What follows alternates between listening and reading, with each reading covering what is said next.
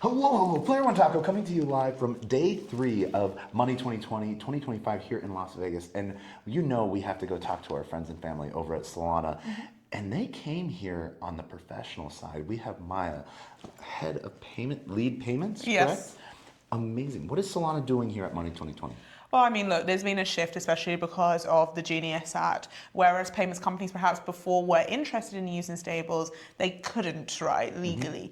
Whereas now there's a big shift, and so we're seeing these traditional payments companies come into Web3, leverage stablecoins for payments, and that's really the top of the funnel. That's the initial step. They will start to do more and more in Web3, and so that's why it makes sense and it's important for us to be here. And we announced today our partnership with Western Union. Western Union obviously is a huge payments giant, and they are launching their own stablecoin, USDPT. They have their on and off ramp product, and then they have their obviously treasury optimization, etc. All of that's anything they're doing on crypto will be exclusively on Solana, and they join the likes of Zeps, who owns World Remit and Sendwave, Fiserv, etc.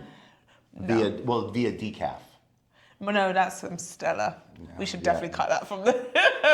No, they do. Decaf does awesome stuff on Solana. Decaf does do awesome stuff. But so you talked about this. Like, this is going to be payments for what we've talked about for years. Yes. Cross-border payments. Yes. Done hundreds of thousands of times a day. Exactly. I mean, look, my background is I built crypto businesses and products, especially in emerging markets. So, a lot of people have said, oh, look, we know that there's stablecoin PMF in these markets, right? But I actually have lived those experiences and I understand the importance of it.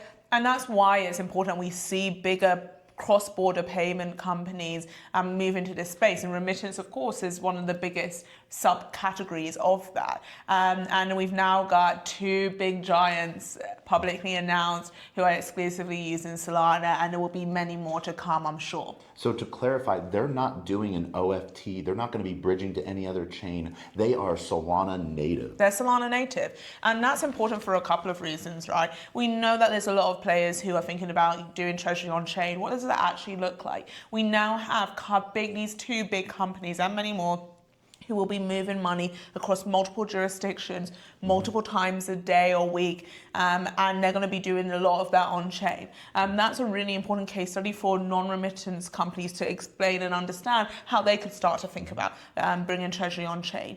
We know that treasury on-chain is really important because basically we know these players are moving money, have to reconciliate accounts, across different jurisdictions, across different jurisdictions very frequently. Yeah. And so this is a perfect case study for many. And also what we're seeing now is it's not just a proof of concept, they are deeply embedded in it. Yeah. Sendwave, for example, which is owned by Zeps, you can now in 100+ markets buy, send, hold, receive stablecoins. That is huge. That is an amazing piece on that. And yes. So the big question is, what was there an overall reason why they picked Solana over anything else? Of course. I mean, do we blame Mert? Do we blame Mert? It was definitely Mert's bald head that pulled it. They were like, we weren't sure, and then they saw his head and were like, definitely. No, but on a more serious note, it's a no-brainer in reality. And the reason for that is, let's look at the figures and facts. Solana does more daily transactions than all other blockchains combined. And that's been the case for almost 2 years. If you're a big payments company, we know that these companies are coming on chain. You want to use a battle-tested chain that has been reliable, that hasn't had outages for about 2 years. I mean, AWS went down recently, right? Yes, they did. And so did many blockchains and ecosystems. Solana didn't. Those sorts of things matter for these payments companies. There's also the fact that we have local fee markets, right?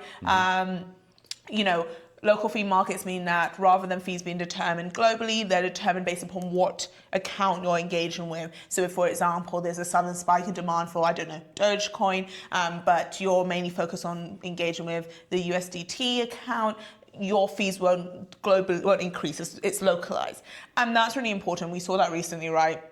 But that's an important place, so important. especially in a smart contract piece that's done with Western Union. Yes. If they are interacting with their own token, Yes. sending it, they can actually set white label that so that their fees don't increase. Exactly. It's that, and look, everyone says that they have low fees. The thing I say that differentiates Solana is ours are predictably low. It's all good and well saying that, oh, today my fees are 2 cents, and then but it's not great if next day, because there's a black swan event, your fees go up to a few hundred per transaction. That's ridiculous. That's not sustainable, and that doesn't make sense, especially as many of these companies aren't just, they may be starting with treasury-based use cases, but they're thinking about retail applications. You go and tell someone in Mexico that, hey, yes, you can use stablecoins, but it's going to cost you about $100 to do so. That's a ridiculous thing. That nullifies the whole use case and the ecosystem. And so there's that. And then I think the final reason is, look, some of these players do want to launch their own stablecoin and asset, right? So Western Union has been very clear and upfront about that. And Solana has unique technology, right? Token extensions means that you can programmatically whitelist, blacklist, you can programmatically do confidential transfers. These are really important use cases and things that compliance teams and traditional payments companies are constantly thinking about. And that's something unique to Solana. It is, and especially so with the whole extension piece of it, we talked about programmable money for so long. Now we're actually starting to see companies implement it and use it, and so it's really exciting to sort of see how this goes. And I just want to say amazing job, you guys, for getting this across the line. And I know it was a huge partnership between you, Anchorage Digital, and a handful of other players. But I also got to say, like, shout out to the Solana community for like keeping it all together, like, and like the dev teams and stuff like that. Huge shout out to everyone at Coliseum, because I bet you one of the things that we're going to see at some of the next hackathons is use case usage. Of course, I think the next hackathons, apps integrating Western Union into them. That's something that we're building. That's something we're eager to push as well. And look, from a payments team perspective, yes, we are increasingly working with these traditional companies, but it's not that smaller, newer companies and crypto native companies aren't important. They still are, right? This ecosystem is these ecosystems are merging together, and we all have a really important role in that. And it's a really exciting time to be doing what I'm doing. There's a lot of interesting conversations that are happening. You're doing amazing stuff. Now, one last question, and this might not be known yet. Is Western Union going to have a booth at Breakpoint? Not known yet. We'll see. We definitely would love to have them there. I would love to see what their merch is. Yeah, true. I'd be interested in their merches. That's important, right? That means we are here in Las Vegas at Money 2020. That means we're going to see you in Abu Dhabi in December for Breakpoint. Yes. Amazing times. See you there. Any last things you want to say before we wrap this up? No, I mean, just really excited about the progress we're making, and there's a lot more to come. A lot more. We got the alpha. See you next time. See you.